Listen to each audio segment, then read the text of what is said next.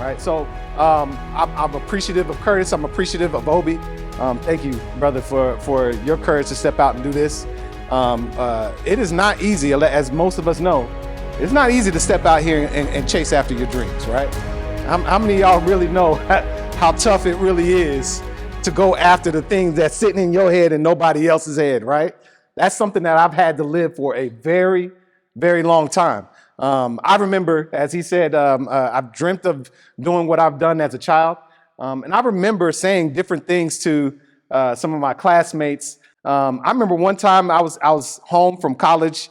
I was the reality of not being a true professional athlete was setting in.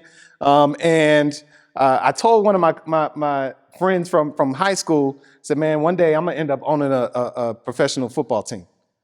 And he sat there and laughed at me. And he was like, man, do you know how much money you need to be able to go out and own a professional football team? I said, I recognize it. Him not knowing that I've already sat down and did a spreadsheet of the valuations of all these different teams, and I'm looking at Forbes and I'm seeing what's going on. And what at that time, what he's saying is something that you can't dream about. It's something that I had as a dream as that child right now. Now, I'll tell you now that as of right now, do I own a professional sports team? No. But am I on that path? Absolutely.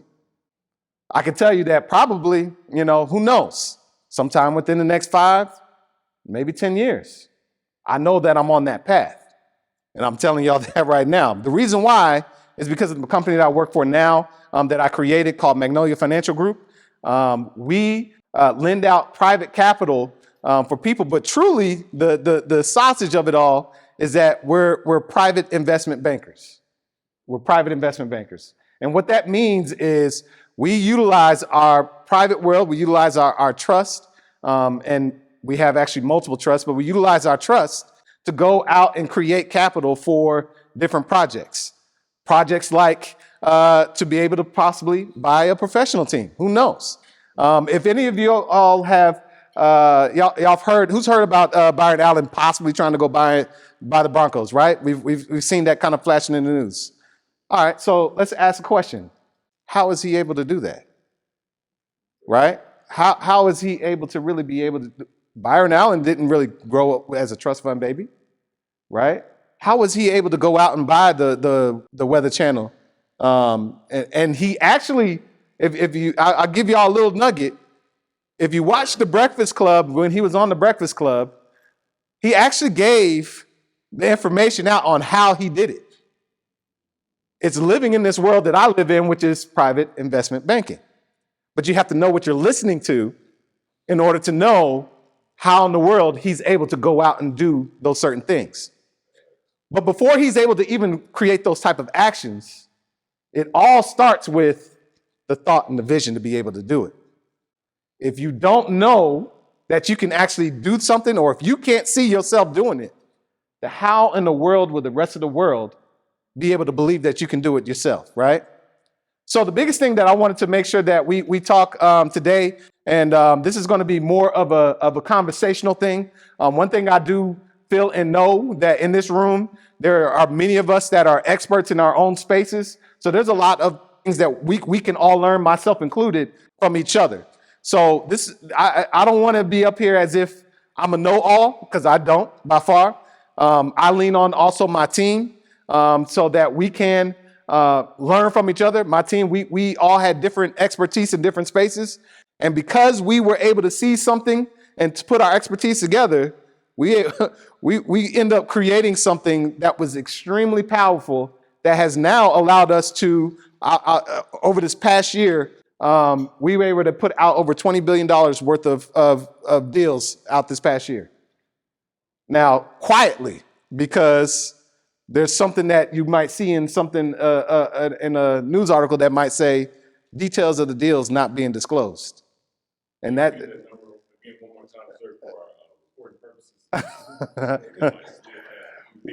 we did over 20 billion in this past year with a B. And the type of deals that we get that are coming to us, we get large real estate deals. I have some large projects that are going on right now. A lot of things that are being reshaped in the world that I get to be a part of on the front end that you just, when it comes out, right? But we like to live in that space of called details of the deal not disclosed because we like to live private, right? And so because of my team and what we've been able to create up to this point, it has been a wonderful transition and ride in as far as where we're at. But what we do specifically is what we'll take a project. Let's say you might have, I'll take Byron Allen as the example.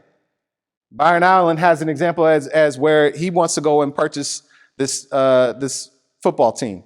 Well, we'll take him being able to go out and buy this football team and some of the assets that are centered around that plan, and we'll create a security wrapped around it, right? So we might create a corporate bond, and because we have certain qualified institutional buyers, or QIBs are what they're called, we have a set of QIBs that he might take it and say, hey, Mr. Buyer over here, we have this debt bond that we've created. You're going to go ahead and buy it for this amount of money over here. So now we've liquidated the project, and now you have money that flows out to the deal. Now, in this type of world, a lot of times we don't get exposed to this side of banking. There's a whole nother side of banking and world that you get exposed to the retail side of things, but you don't really get exposed to this private world. And a lot of times people are like, man, how come I've never heard of it? Well, frankly speaking, in order to get access to it, you have to have over $100 million. So I would ask, do you have $100 million?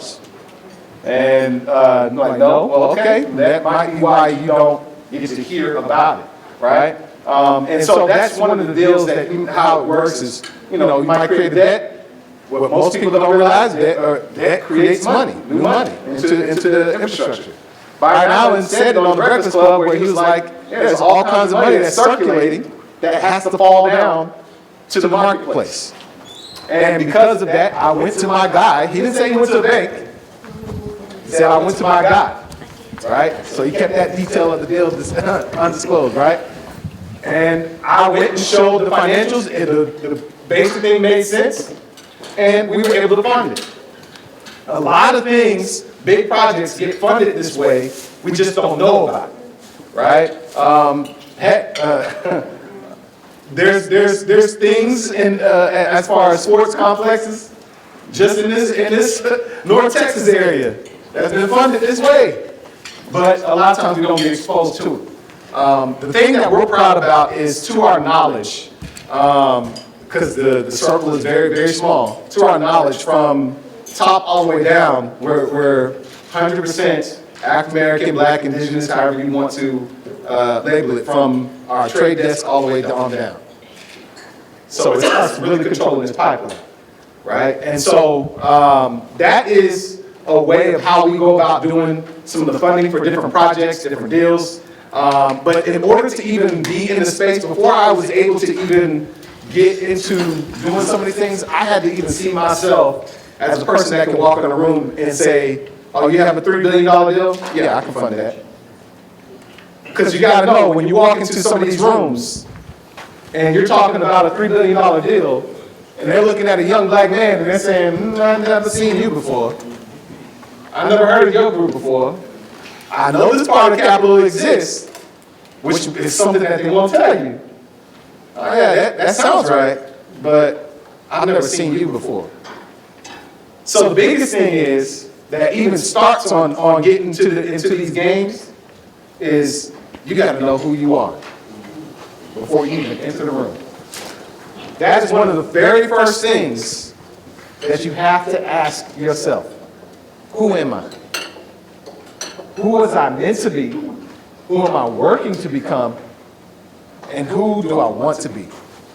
Sometimes you got to be honest with yourself to the fact that who I am today may not match up with who I really want to be. And so you got to reconcile those books. And part of reconciliation is called truth. And sometimes the truth is going to hurt. And that truth, once you recognize and accept the truth, that's when you have to put in the work to say, okay, truthfully, this is who I am. And now I got to work to become this, right? So one of the things that I had to truthfully work on myself is, yes, I dreamed of being able to go into big, major deals, but do I really believe I'm that person? Before I even got into the space, the reason why some of my deals weren't going the way they were supposed to go is that I didn't even believe in myself. And it wasn't until I started to say, you know what, I am he, that's when it started to culminate for me, right? That's when things started to build and deals start closing and closing. And since we've been on this the spiritual path a little bit, for those that are believers, you can see that there's examples that are placed, right? You have the I am statement. Who is it that you say that sent you? I am.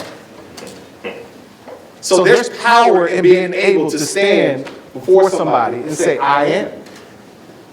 It's not so much the vessel, but when you're talking and speaking, there's more that comes to it when you introduce yourself. You're not just saying, my name is, but you're saying, I am Christopher Fisher. There's power that goes before you, right? So seeing who you are is one of those bigger things that helps when it comes to entering the space of entering these deals. All right? So one of the things that I want to do is just kind of get a barometer of what type of things we have going on in the room. Try and get an understanding. I've had a chance to talk with a few people in here, but I'm interested to know what type of industries or deals are being represented right now. So do we have folks, let's see here. I know we heard something in real estate. How many folks are real estate based in here as far as deals? Okay. We have a few folks that are real estate based, so look around. Make sure you look and see who you need to get connected to. Because I can tell there's some folks that do some powerful things. My man Julian over there is a power broker in real estate for sure. He's somebody you want to get connected to. All right, so outside of real estate, what else do we have that people are inside of?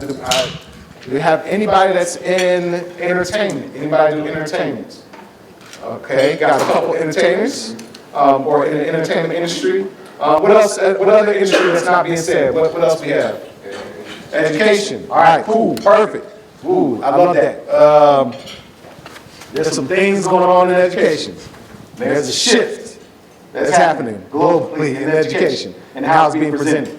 So another space that a lot of times structured, well, structure is a whole other thing. Digital assets. Yes, digital assets, right? Education can come in so many different forms, and a lot of money can be made off of education that may not be thought of, and also depends on how you structure stuff. All right, so what else? We got education, entertainment. What else we got? Oil and gas. Oil and gas. Ooh, I love oil and gas. All right, we got oil and gas. Anybody else in oil and gas? Anybody else? Okay. All right. And anything else? Anything that's being missed? Anybody else? What you got, brother? Medical devices. Medical devices. Something that's always going to be making money. Medical devices. Okay. All right. Industry. What did you say? Say that again? I said beauty industry. Beauty. They have introduced quite a few new billionaires through the beauty industry. So another large industry that can make some good money. What else do we have? Anybody else with anything else? Law. Okay, cool, perfect. What type of law are you in? Corporate real estate and M&A. Corporate real estate and M&A. Okay, cool, perfect. So that's another great thing. Okay. Transportation. So you're not dealing with everything that's at the border in Canada or nothing like that. You have to deal with that stuff. All right. What part of transportation are you dealing with? All over. Okay, cool. Transportation. So transportation, that industry is being reshaped on how we move. Obviously, we've been hearing about the speed rail deal that's been going on, right? For a deal, I can tell you the Dallas to Houston is not. Obviously, it's not the only one that's sitting out there. They actually have a whole plan for the entire United States. I'm not going to get too far on my soapbox, but we're pretty far behind in that space than some of the other countries across the world that have already been in this space for a while. But how do you think they're going to end up funding a transportation deal that's of that large, of that magnitude, right? In order to get cut through all the different red tapes, you have to go to the private world, right? What else? What else? What else? Anything else? All right, cool. So we have a very strong array of different industries that are represented in the room. One of the things that I think that could probably unite the room is everybody needs funding when it comes to their different project. Would we all say that's correct, right? So what are some of the issues that you all are coming against when it comes to funding your projects? What are some of the issues that y'all are getting? You say what? Being black. Underwriting. Okay. Expound on the underwriting. What do you? When he said being black, I think that's true. But if the numbers in the language don't speak black, it speaks money, right? And money language can only be interpreted if you know that terminology to speak that money language. Man, so he hit on a strong thing there. It's a whole nother language that goes on in this space. And if you don't speak that language, part of what I had to do, because it goes on to being black, right? Part of what I was limiting myself was on, well, how they gonna believe this young black kid can go up in here and do this thing, right?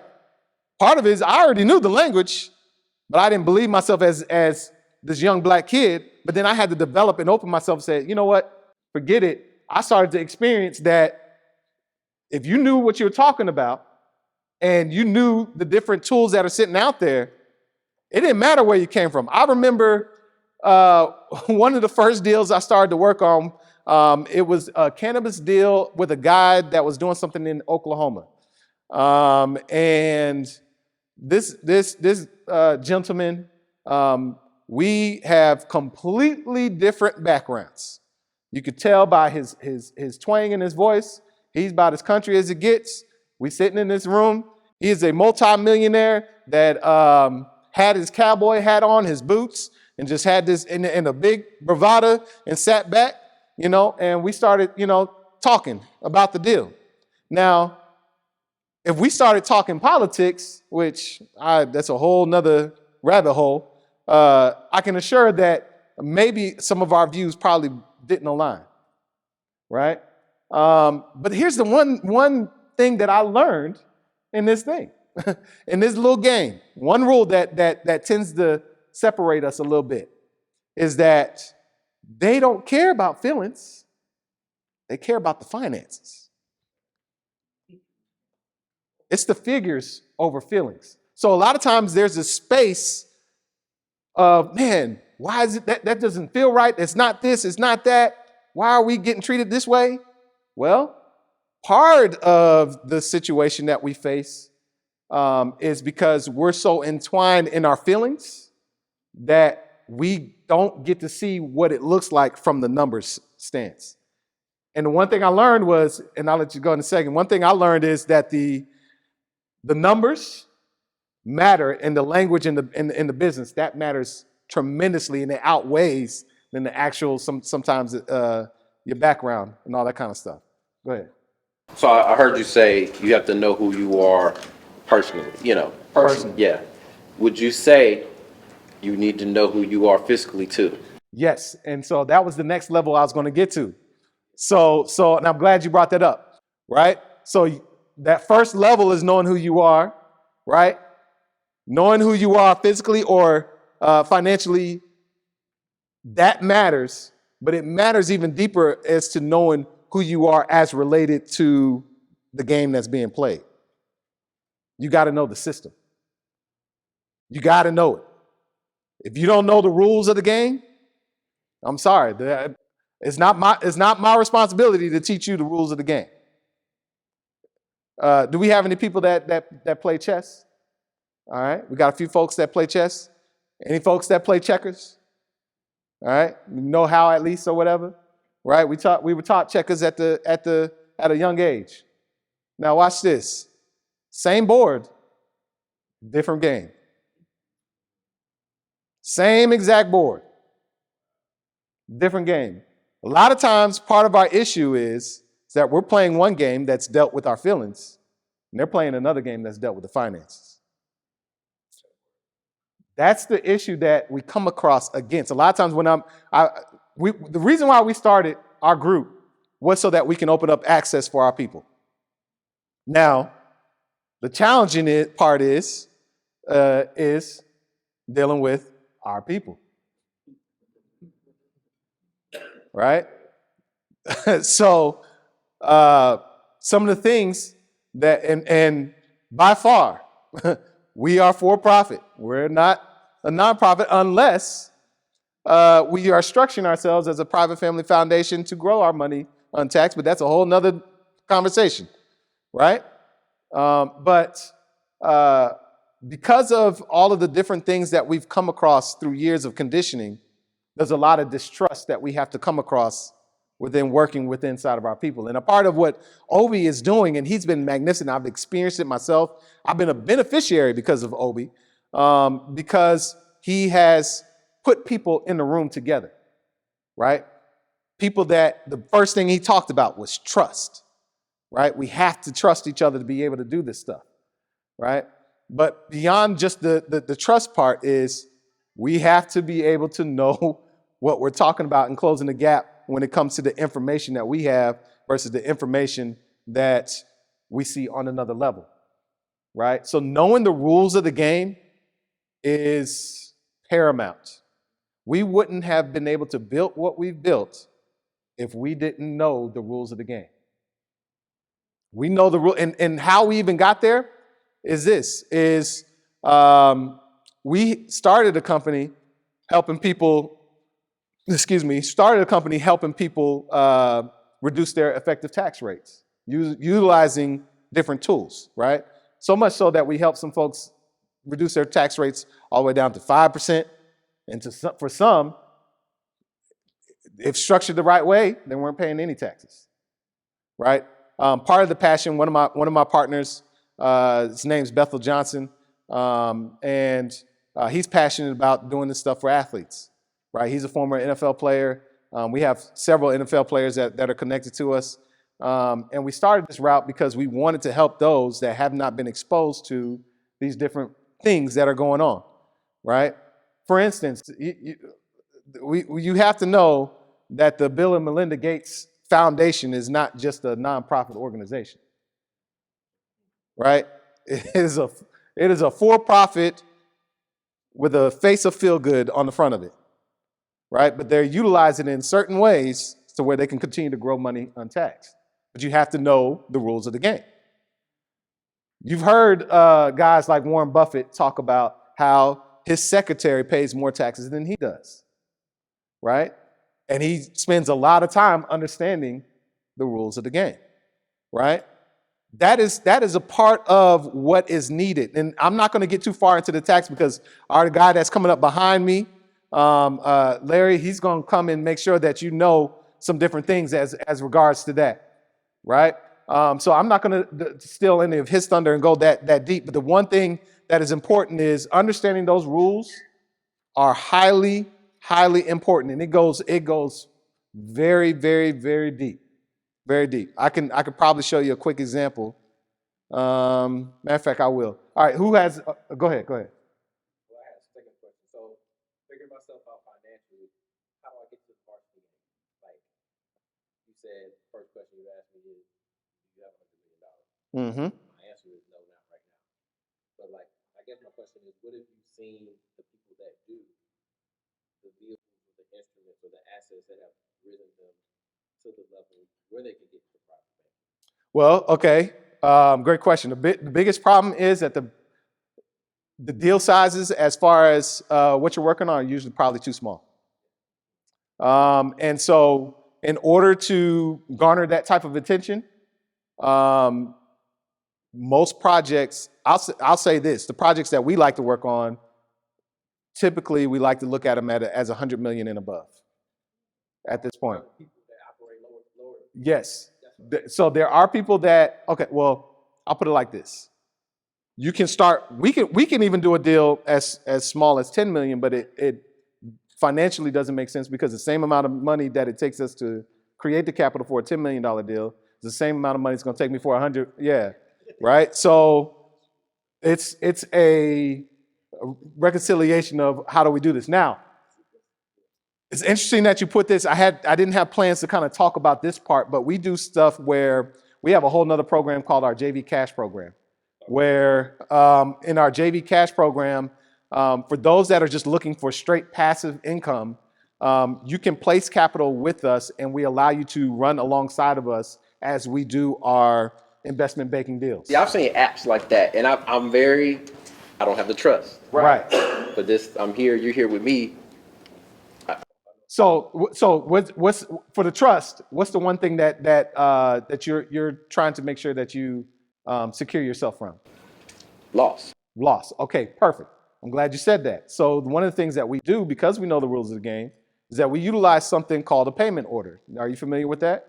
So a payment order is an international instrument, which really all it is a check from a bank, a cashier's check, but it's done on the international side of things. So we'll take a payment order, and so let's say you put up $100,000, right? We'll get a payment order of that equal value that you'll have access to that we put with an escrow attorney that has the $100,000 payment order, and whether it's beneficiary of you or you may have a group of investors, whoever the beneficiary is, their name is sitting on there, right? It is a live check for that amount of money that's sitting there with an escrow attorney, so that if we default, the thing that you've lost is your time, not your money. And that could be an entity and not a person. It could be an entity. I got 50, Julian got 50. Yeah, it could be an entity. Most of the deals that we are usually folks are putting entities together to do it. But we have one particular guy that's out of Colorado that came and visited us, and it's his own. It's him by himself, right? Now the reason why he's able to do it as his name is also because of how he's structured, right? So all of this has to deal with structuring and all that kind of stuff, which that's a whole nother masterclass. That's a whole nother masterclass, right? But yes, so what we've done on that part is, which I don't know if anybody's offered that, but we're offering a way to where, and we even do this on our line of credit deals, right? So we offer a way to where if you're placing capital with us to be able to go out and grow your money, we at least protect you from your principal from loss. And at that point, whether you trust us or not, you can trust the fact that you have a physical check with a daggum escrow attorney, and we have contracts that'll say if we don't do what we do, you have rights to it. And knowing how escrow attorneys work, that we have no control over that. So they have to release it based upon the contract and all that stuff, right? So that's something that we do. Now, for those that don't know how, I'll describe a little bit about some of the investment banking activity as a qualified institutional buyer, so you can understand what that looks like, right? So what we do with inside on the capital market side is their banks will be doing, the global banks at that. I'm not talking about your retail, but globals, they'll buy and sell and trade debt, right? So there might be a value in a lot of family offices. They might have this real example that we just went through this past week. Have a family office that has a bond that's valued at X amount of dollars. They sold it for, well, I'll use a generic number. So they have a bond at $500 million, sold it for $100 million because the family needs to be liquid. Because what's happened through this pandemic is, a lot of families have assets. They just need liquidity at this point. Got rid of that bond for $100 million. We already have another buyer on the back end that is about to buy it from us immediately upon sale for $300 million. That spread in between. That happens 3 to 5 times a day. So y'all saw your eyes, right? So now if you're really thinking about it, how much money is really being made? There's a lot of money that's being made. So we're able to offer higher amounts of returns. So generally for those that bring anything less than 100 million, or anything less than $1 million, I'm sorry. If anybody brings less than $1 million, we're able to offer them 3% per month on their money, which is 36 a year, it's hard to find deals that you can do that with a protected principal. Anything between $1 million and $5 million, you're getting 4% a year, and anything above $5 million gets you at 6% a year. So you're looking at 72% return on your money, and that's allowing you to just run alongside your money. Because here's the deal with us: even though we are doing deals, lending out money to different projects, frankly speaking, the project is not going to make more money than what our money can make on the back end when it comes to the banking world. The reason why we're doing it is just like how my man Byron Allen said. There's different rules and regulations that require you to bring money back and put it out for projects. If you don't do it, if you're not doing that, people can end up making so much money on this back end stuff to where they can end up running countries, right?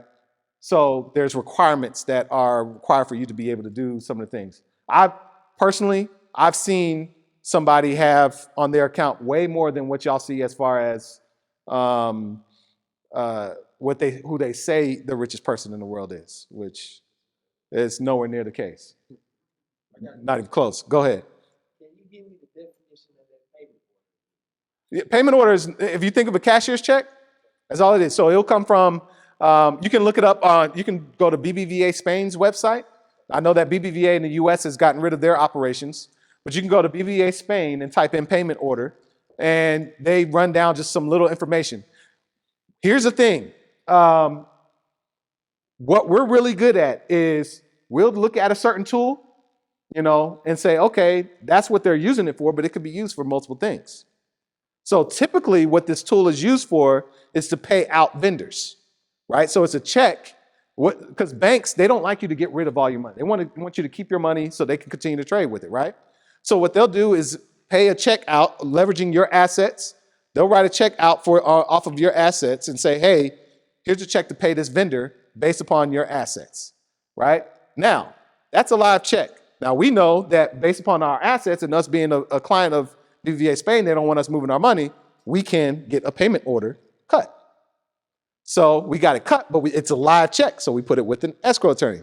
In the US, we're familiar with dealing with escrow attorneys, right? So it's a little bit different on some things on some international scale, right? So put it with an escrow attorney. So what you'll read on BBVA Spain's website is how this is a check that's used to pay your vendors. And it'll have BBVA, it's literally a check that has BBVA's stuff on there. Yeah, everything as a check is a check, right? And that's how we utilize it. So it's being creative on knowing the different rules of the game and knowing the instruments that are out there are highly important. Because I could see something, I see this glass that's turned upside down on this table. Well, I see it's a glass, it's turned upside down, used to drink stuff, but I could put this, now I could say it's holding piece of paper. It's a holder for paper for me. But for other people, they may use it for drinking water. For me, I'm using it to hold my piece of paper. Lead to my last question. I like the way you put that. Can you elaborate on infinite banking? And the reason I say that is the rich have been using infinite banking for a very long time. Very long. Becoming the bank, leveraging the policy, right? So I know you're more affluent in this. Can you go a little bit into it about how that infinite banking works? Because there's some questions that I don't know that me and Mr. D were having a little conversation about with real estate and how to leverage that. And I just want to know if you could go in it just a little bit, Fish. I got you. So I'll give a example that didn't go. All because the bank didn't want the guy to move his money, right? Why doesn't the bank? He was about to move over $50 million.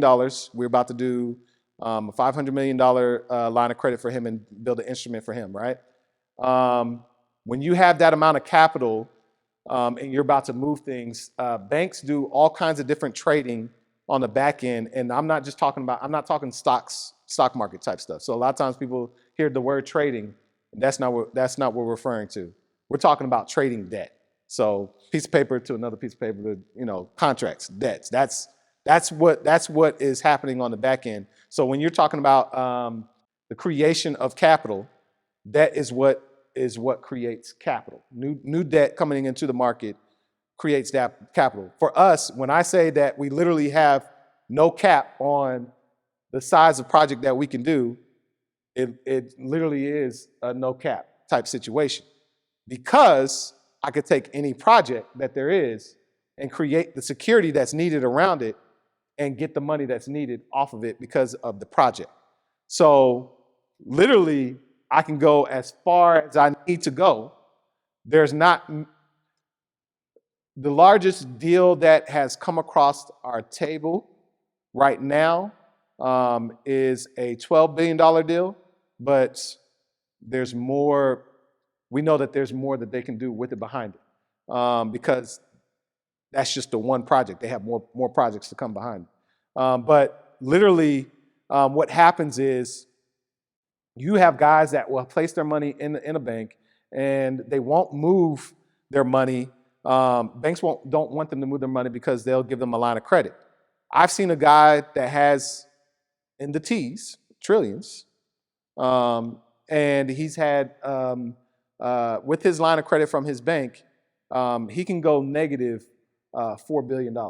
Like, that's how much of a swing of he can go. So they know his upside? Or? They know his upside because they know exactly what he's doing, right? So this is a guy that you have to be careful on. You have to be careful with when you have exactly. So he has you hear about the U.S. Economy having a certain amount of debt, right? That debt can get wiped out by a few people easily if they wanted to. But if they did that, they would own the country, right? So that debt is never really going to go away. And frankly, the new debt is what creates the new capital inside the country. So they don't want to have that go away, even though that becomes a sticking point as to, well, we're just in more and more and more debt. Well, actually, that's how we get new money into our economy. But to kind of get back to the infinite banking scenario is, if you don't realize at this point that banks kind of run everything, I mean, things are ran by the bank, the entire world, right? So money can get created off of leveraging the different assets that you have, and it just poof out of thin air. It's not really thin air. It's just kind of, there's a process that comes with it, with the selling of debt and all that kind of stuff, and there's political stuff that goes with it. I'm going much deeper than what I wanted to actually go into. And the reason it's how Ukraine can join NATO, and they're not. Yeah, because a lot of times, here's the funny thing. David's been pushing me, Mr. Reeves over there, he's been pushing me like, man, you got to get out forefront and talk more and more and more about what you got going on. And I'm like, bro, first of all, most people, I can't, if I just stay at the high level of investment banking, cool, they can conceptualize that. But I don't talk about as much as I got going on at this particular time, simply because there's legalities with it and there's safety with it.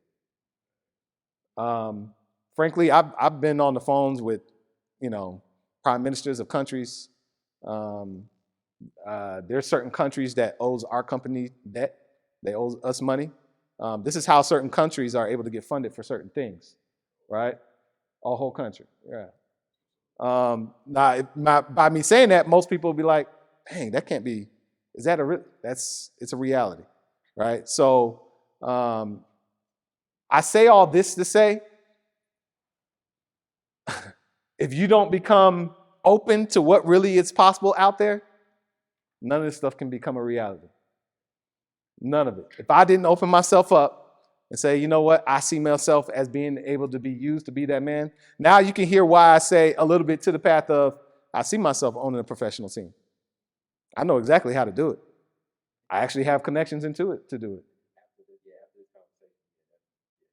Yeah, I know exactly how to do it. And part of it is, we're kind of thinking about doing a little bit more than just that, right? Not just really owning a team, but how do I get in a position to fund most of the teams? Then that becomes a different level of power, right? Now, these are the conversations that, my group of guys that we have, but this is not the conversation that not everybody has. And it's not, and you have to be careful on whatever level of wherever your dream is who you have these conversations with. Yeah. Because not everybody can see your vision, not everybody can trust your vision, and frankly, you don't know who is who and what. That's just the bottom line of it all, right?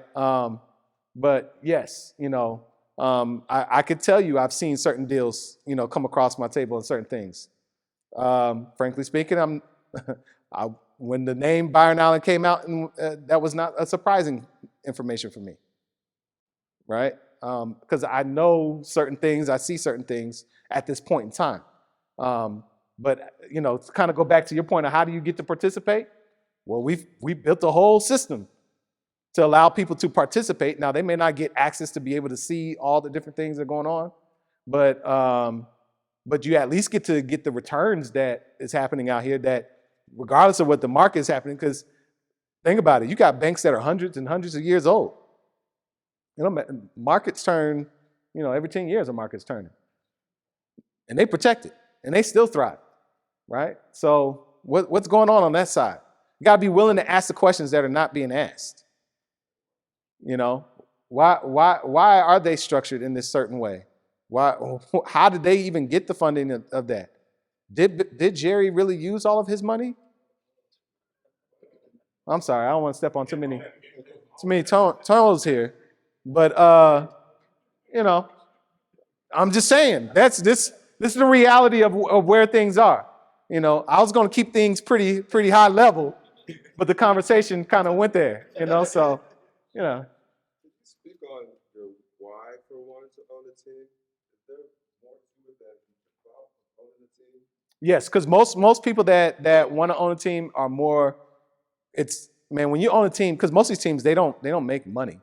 Only a few teams are profitable, like the Cowboys, where Jerry has, like him or not, this dude has the blueprint on, and he also controls the entire league at that point. But he has the blueprint on how to make money on it. For me, my why, everything is centered around impact. All right. I have a passion for representation. I believe representation matters on all kinds of different levels. I saw myself as a kid, little kid, being able to come back. I played sports and all that stuff, but being able to have a mentor come back and really be like, okay, this is how you really do it. Not just as an athlete, but this is how you really do it. I could see myself doing it on this level. A lot of times kids, their dream is, I want to be the football player, but that's just the employee. And I saw myself as, okay, I want to go above and beyond that, right? I don't want to just be the employee. I want to own and do certain things, right? And so that's where it started out for, but it also came down to community impact for me, and what the level of community impact that you can do on that level. And that's where it really stimulated from. Any other questions? Any other thoughts, questions?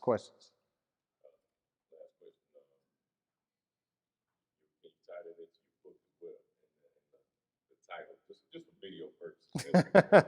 So five years ago, maybe 6 years ago, I wrote a book for athletes, and it's at that time, and that was before I even got exposed to what I've been exposed to now, which my partner Bethel's like, man, you need to rewrite your book, man. And so the book is called Warning: Professional Sports Don't Make Millionaires. Warning: Professional Sports Don't Make Millionaires. And you'd be like, man, why would you say that? You got a lot of millionaires that are making money in there. Well, if you really think about it, and this is an example that I actually put in the book. If I put you in the operating room and I gave you the patient to work on, I give you all the tools, the utensils, I give you the scrubs, I give you everything you need. Does that make you a surgeon? No.